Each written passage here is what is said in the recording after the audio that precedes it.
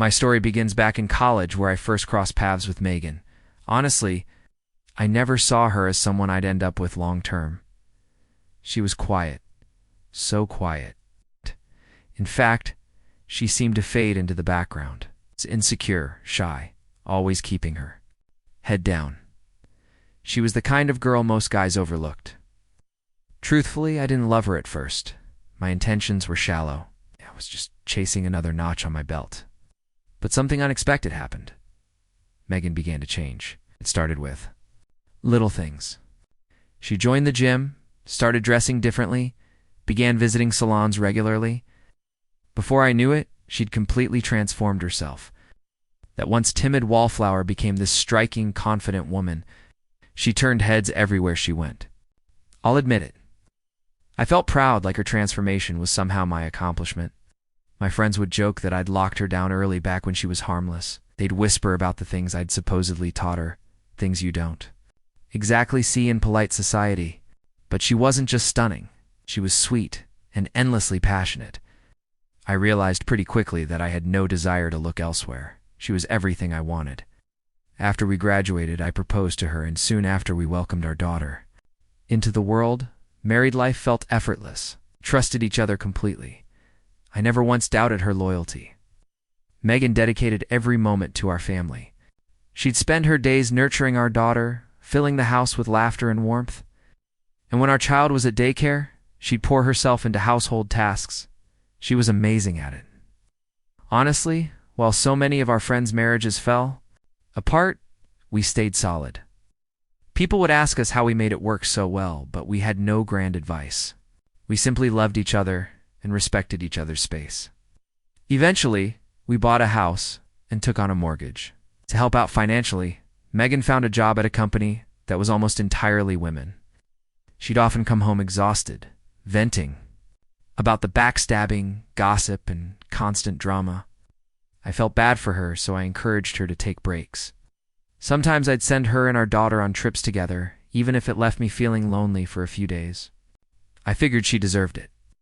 With time, she stopped complaining about work. She seemed calmer, more at peace.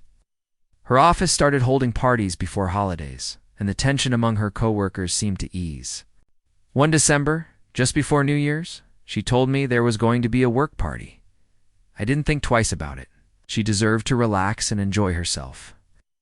That evening, she dressed up in this daring little black dress, short enough that I actually raised an eyebrow. She just grinned and reminded me that I was the one who had picked it out for her when we were shopping. I couldn't deny it. She looked incredible. Her beauty had only grown over the years, and everywhere she went, eyes followed her. Since she worked with women, I wasn't worried about who'd be at the party. I kissed her goodbye and told her to have fun, but reminded her to be back by 1000 p.m. She agreed, promising she'd be home. By then, still I gave her a little leeway. Told her she could stay out until 11 o'clock if she was enjoying herself. Once she left, I helped our daughter with her homework, glancing at the clock every now and then. At exactly 10 o'clock, Megan called to check in. She said everything was going great, that they were having a blast. I was happy for her and reminded her about the time, but I wasn't worried. But then 11 came and went, no sign of her. That's when the unease kicked in. Megan had never done anything like this before. She was always punctual, always responsible. I called her phone over and over again, no answer. My worry quickly turned to frustration. Where was she? And with whom after putting our daughter to bed? I sat in the dark, staring at my phone, unable to sleep, my mind racing with awful scenarios. Finally, around 2 a.m., my phone lit up. It was Megan slurring her words, scolding me for blowing up her phone. She was drunk, wasted actually. And in the background, I clearly heard men's voices. My stomach turned. I demanded she come home immediately. She just laughed, a high, careless giggle that sent rage pulsing through me. I yelled so loudly, I accidentally woke up our daughter. I had no choice but to hang up and wait, hoping she'd come back soon. Waited and waited. At 5 a.m., she called again, saying she was getting a cab. I'd been sitting by the window for hours by then. Half an hour later, I saw her step out of An expensive car. Definitely not a cab. I knew immediately it belonged to some man she'd been with. She could barely walk, stumbling up the steps, completely out of it. When I opened the door, my heart dropped. She looked ruined. Her hair was a tangled mess, her stockings were torn, and her makeup was smeared. She looked like she'd been used, and not gently. I couldn't stop myself. I shoved her back a little in. Shock and anger, and that's when I saw it.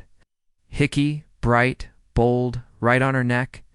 I demanded answers, but she was too drunk to speak coherently. All I got from her was a slur. I was just having fun, so that's what she called it. By then, our daughter had woken up again, frightened by the noise.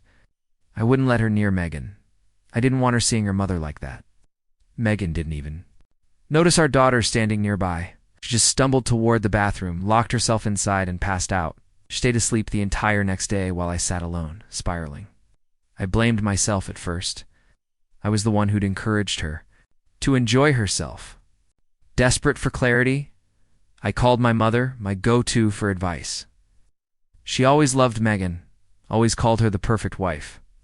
But when I told her what happened, even she was stunned. Her advice was simple and firm. Divorce her immediately. Same afternoon, I went to the courthouse and started filing the paperwork. When I returned home, Megan had finally woken up. She looked wrecked, ashamed, and desperate. I asked her one simple question. "Did you cheat?" She nodded. Then she broke down, dropping to her knees, begging for forgiveness, sobbing uncontrollably. But it didn't matter. In that moment, I realized I no longer saw her as my wife.